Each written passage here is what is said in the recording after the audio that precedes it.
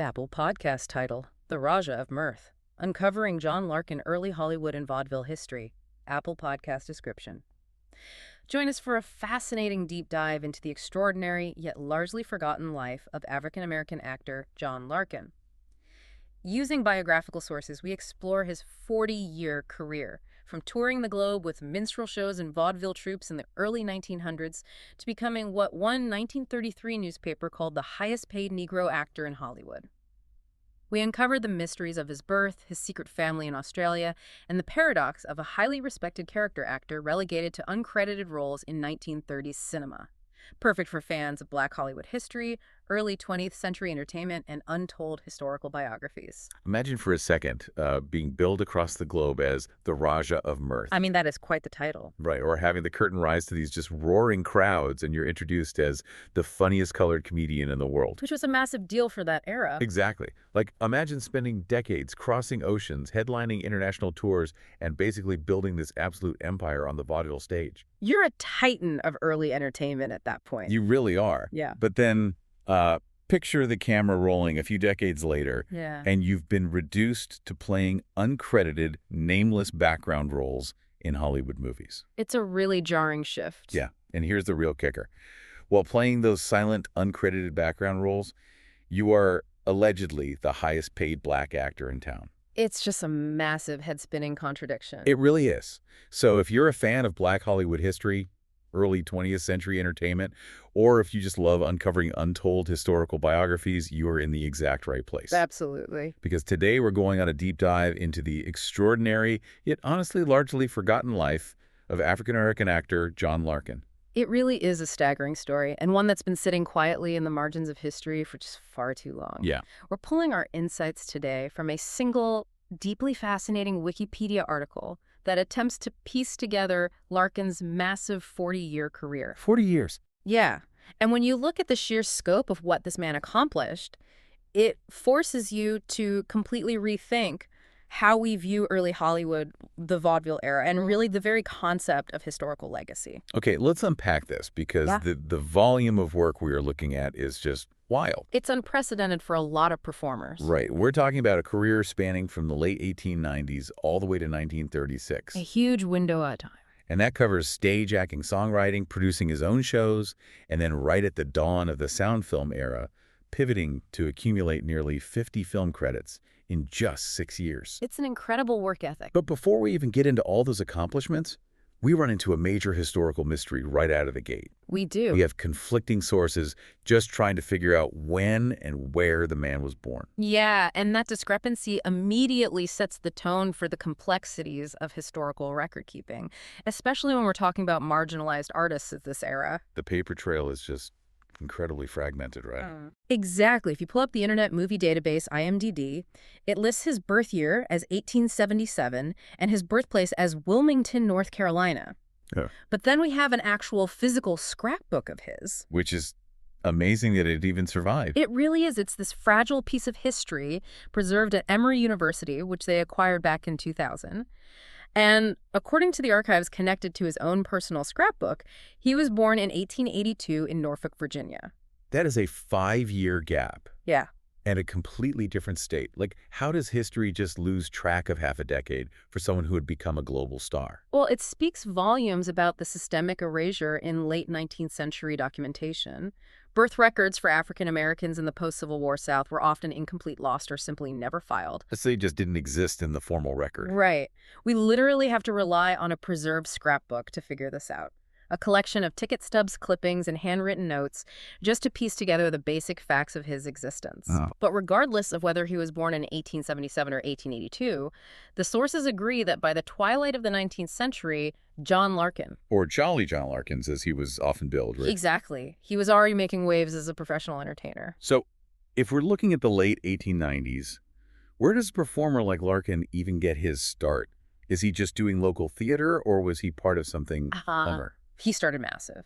By 1898, the records show he and his wife, a singer and dancer named Ida Larkins, were already touring with the Champion Cakewalkers Company. Okay, and for context, because we throw terms like cakewalk around without much thought today, What exactly was that? Yeah, that's important. The cakewalk was originally a pre-Civil War dance created by enslaved people. It was actually a subversive, exaggerated parody, mocking the grandiosity of their enslavers' formal ballroom Oh, dances. wow. So it had this deeply rebellious origin. Exactly. But by the 1890s, it had ironically evolved into this massive, highly stylized theatrical craze across America. So Larkin was right at the forefront of this huge cultural phenomenon. That is such crucial context.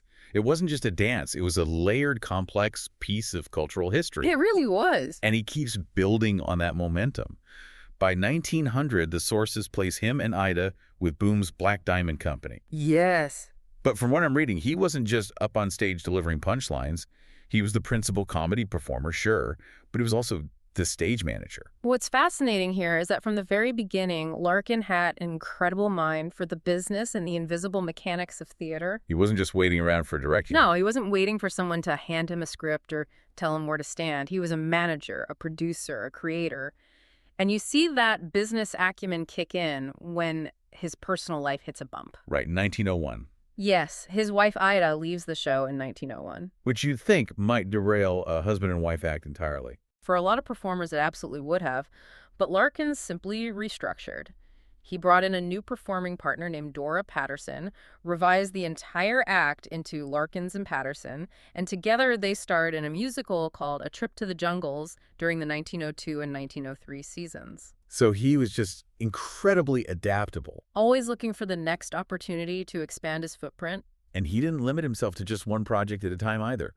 Around that same period in 1902, he starts working part-time with the Black Patty Troubadours. And this troupe was a very big deal in African-American entertainment, wasn't it? Huge. The Black Patty Troubadours were a famous musical and acrobatic troupe fronted by Matilda Cicieretta Joyner-Jones, Who went by the stage name Black Patty. Yes, she was an absolute vocal powerhouse.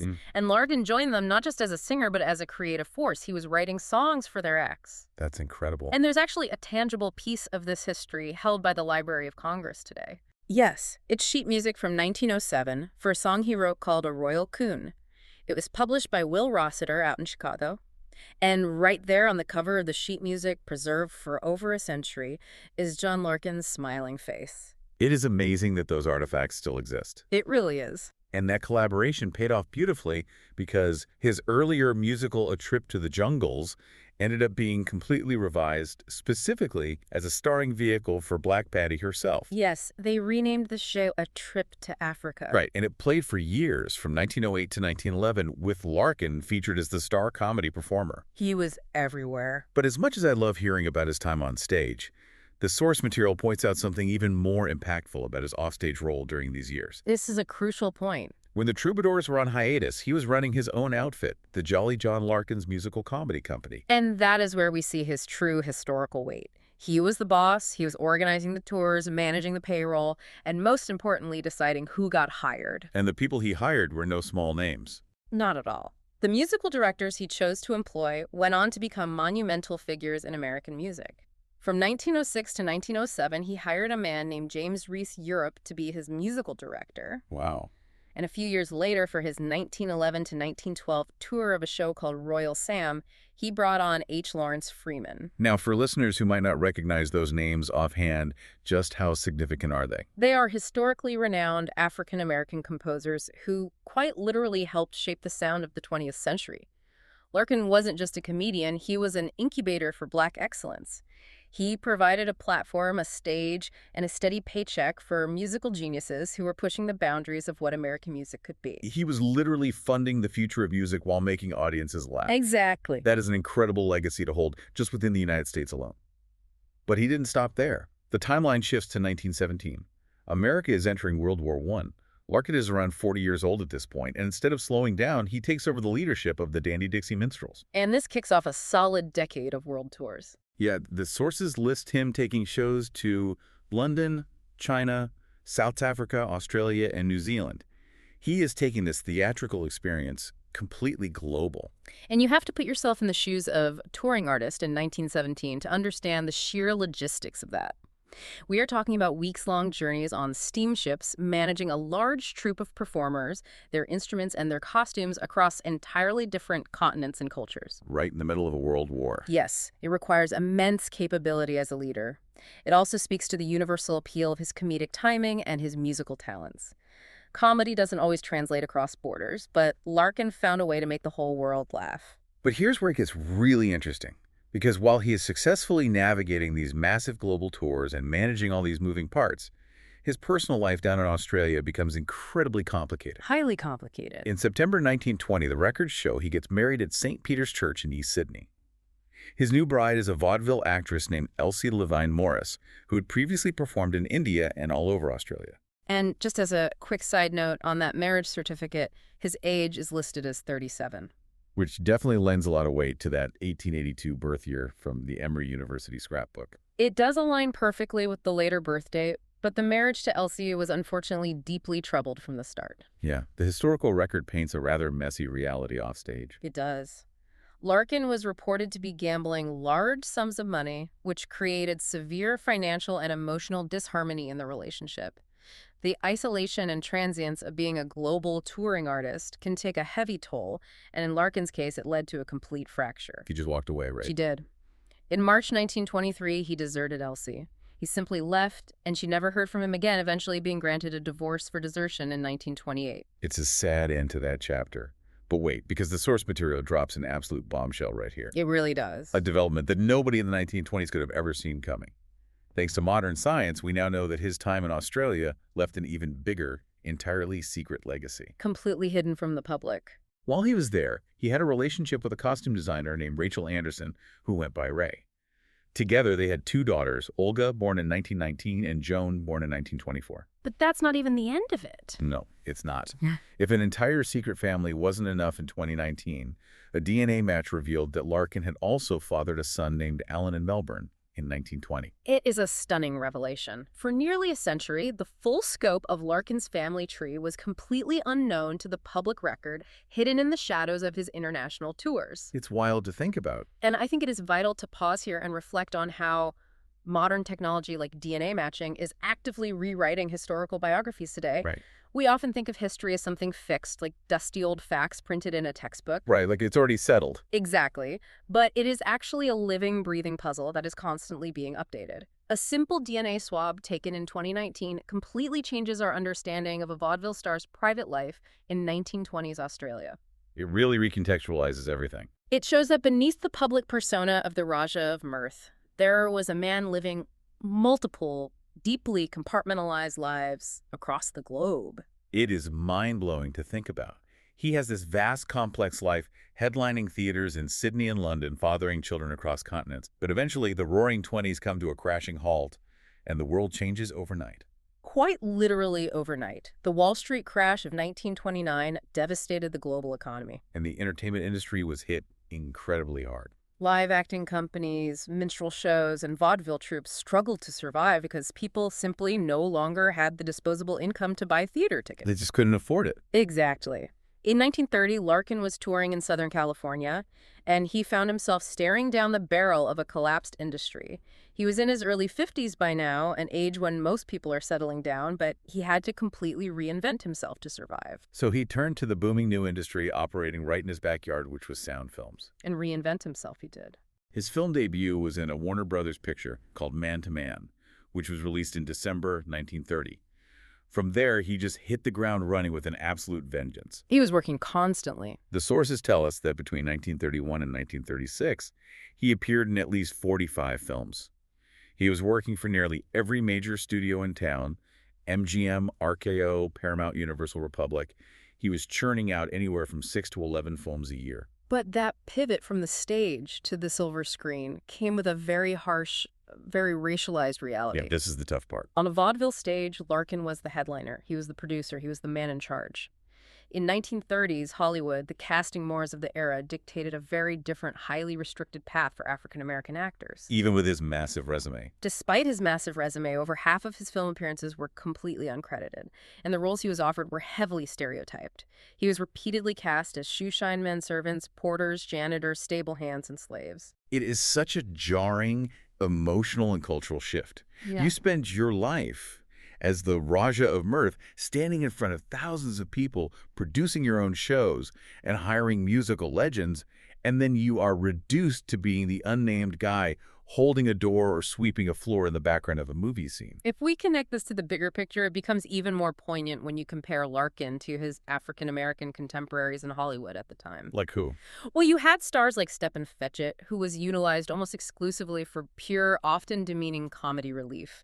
Then you had Bill Bojangles Robinson, whose screen time was heavily focused on showcasing his incredible singing and tap dancing abilities. Right. But Larkin was utilized by the studios strictly as a character actor. And for those unfamiliar, a character actor is someone who plays unusual, highly specific, or eccentric supporting roles rather than the leading part. So they weren't letting him show off his real talents. The tragedy is that Hollywood gave Larkin very few opportunities to actually display the vast singing, dancing, and comedic skills that had made him a global sensation. They wanted his physical presence and his professionalism, but they kept his actual genius hidden. They boxed him in completely. But despite being pushed to the bottom of the cast list or left off it entirely, the sources reveal this massive, almost unbelievable paradox about his time in Hollywood. This is one of the most fascinating details. In 1933, he was in an MGM film called Gabriel Over the White House. Right. He played a character named Sebastian, the president's valet. As usual, as a completely uncredited role. Right. But that exact same year, the California Eagle, which was a major African-American newspaper based in Los Angeles, ran a huge story on him. They openly called him the real star of the film. And what did the caption say? Right next to his photo, the caption read in big letters, "High Pay Man." The article stated he was earning a greater salary than any other black performer in Hollywood. Which is a fascinating dynamic to analyze, and it cuts right to the heart of how structural racism operated in the studio system. How so? Well, what does it mean when the industry clearly values your talent enough to make you the highest paid actor in your demographic, yet simultaneously refuses to put your name on the screen? It's a blatant double standard. Think about it like this. Behind closed doors, the studio executives were writing him the biggest checks because they knew his extensive stage experience meant he could nail a scene in one take and save a production time and money. He was efficient and professional. But putting his name in the credits meant putting his name on a marquee, and the Hollywood system simply wasn't built to share that kind of public prestige with a black character actor. It shows a massive disconnect between industry reliance behind the scenes and public visibility. It is infuriating, honestly. But it is also a massive testament to his sheer undeniable talent that he commanded that kind of premium salary anyway. He knew his worth, and he just kept working right up until the very end. He really did. And sadly, that end came quite suddenly. On March 18, 1936, John Larkin died in Los Angeles from a cerebral hemorrhage. And because he worked at such a relentless machine-like pace, his presence in the cinema continued well after his death. 5 films featuring Larkin were released in 1936 alone. 5 films in 1 year. The first one, The Trail of the Lonesome Pine, premiered just 5 days before he passed away. The other 4 were released posthumously, and these weren't small indie pictures. No, these were massive productions. We are talking about major cinematic works like The Great Ziegfeld Frankie and Johnny Hearts Divided, and his final, fittingly uncredited role playing a sexton in The Green Pastures. According to the source, he is buried at Evergreen Cemetery in Los Angeles. This was significant because it was a cemetery that uniquely permitted the burial of African Americans during an era of strict segregation. An important historical detail. He rests there alongside other groundbreaking performers whose careers overlapped with his, like Eddie Rochester Anderson and Louise Beavers. And on his tombstone, there's a photograph of him along with the years 1882 to 1936. So they went with the 1882 date. They did. So right up to the very end, that mystery of his exact age, whether he was 54 or 58, is quite literally carved in stone. It is a fittingly enigmatic end to a life that, as we discussed with the recent DNA discoveries, we are still actively uncovering today. So what does this all mean? For you, the listener, navigating the media landscape today, Larkin's story challenges everything we assume about what it meant to be a successful entertainer in the early 20th century. It wasn't a simple path at all. Success wasn't a straight line. You could be an international stage phenomenon, a pioneer employing musical geniuses, a man living a secret life with a hidden family on the other side of the planet, and the highest paid black actor in Hollywood, all while the history books and movie studio credits actively tried to render you invisible. It's a profound legacy. He forces us to look closer at the margins of history because the people standing in the background often have the most incredible stories to tell. And it leaves us with one final provocative thought to mull over. We only know the truth of Larkin's exact birth year, his early career triumphs, and his vaudeville origins because a single physical scrapbook filled with tangible ticket stubs and fading photographs survived against all odds and made it to the Emory University archives in the year 2000. It's miraculous it wasn't thrown away. It makes you wonder about the nature of legacy. In our modern digital age where everything is stored in the cloud but can be deleted, corrupted, or overwritten with a single keystroke, are we actually better equipped to preserve the legacies of today's marginalized artists? Or are we just creating a different, more fragile kind of invisible history? That is a chilling thought. We have more data than ever, but maybe less permanence. It really makes you want to hold on to those physical artifacts and certainly makes you want to go back and watch those old movies with completely new eyes. Thank you for joining us on this journey into the life of the Raja of Mirth, John Larkin. Keep digging, keep questioning, and we will catch you on the next deep dive.